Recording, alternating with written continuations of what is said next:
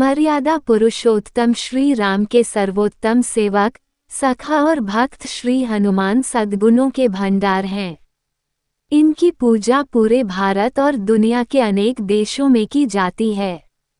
श्री हनुमान के परम पराक्रमी सेवा मूर्ति स्वरूप से तो सभी परिचित हैं, लेकिन वह ज्ञानियों में भी अग्रगण्य हैं।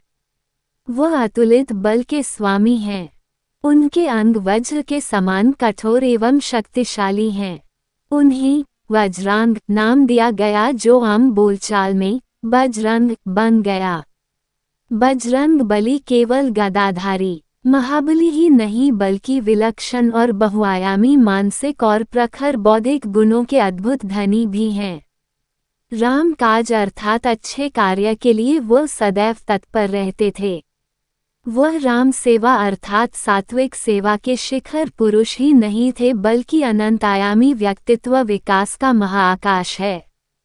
विवेक, ज्ञान, बल, पराक्रम, संयम, सेवा, समर्पण, नेतृत्व, संपन्नता आदि विलक्षण गुणों के धनी होने के बावजूद उनमें रत्ती भर अहंकार नहीं था।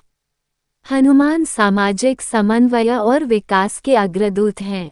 वह योद्धा के रूप में पवन गति के स्वामी हैं, बल्कि वह सुशासित राम राज्य के पुरोधा और कुल पुरोहित भी हैं।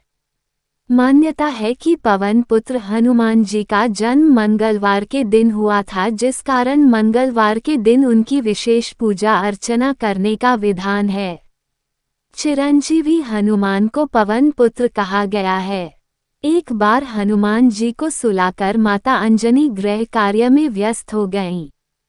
तभी हनुमान जी की नींद खुल गई तथा भूख से व्याकुल हो सूर्य को मीठा फल समझकर उन्होंने उसे अपने मुख में भर लिया। उस समय ग्रहण चल रहा था। सूर्य की यह गति भांपते हुए राहु ने देवराज इंद्र के पास जाकर उन्हें सारा वृतांत सुनाया। तब देवराज इंद्र ने देखा कि छोटे से हनुमान सूर्य को अपने मुख में रखकर खेल रहे हैं और सारा जगत त्राहिमाम त्राहिमाम कर रहा है।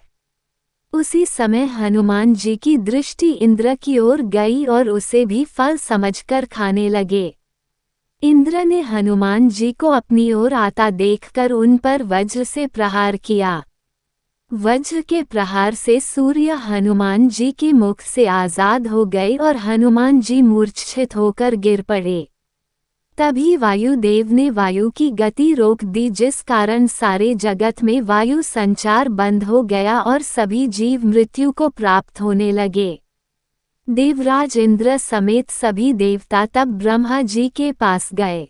तत्पश्चात ब्रह्मा सहित सभी देवताओं ने वायुदेव के पास जाकर उनसे विनती की कि वायु का संचार प्रारंभ करे तथा सभी हनुमान जी को बल, बुद्धि और चिरंजीवी होने का आशीर्वाद प्रदान करें। हनुमान जी की मूर्छा समाप्त हुई और सृष्टि में नव संचार होने से मानव सहित सभी जीवों की रक्षा हुई।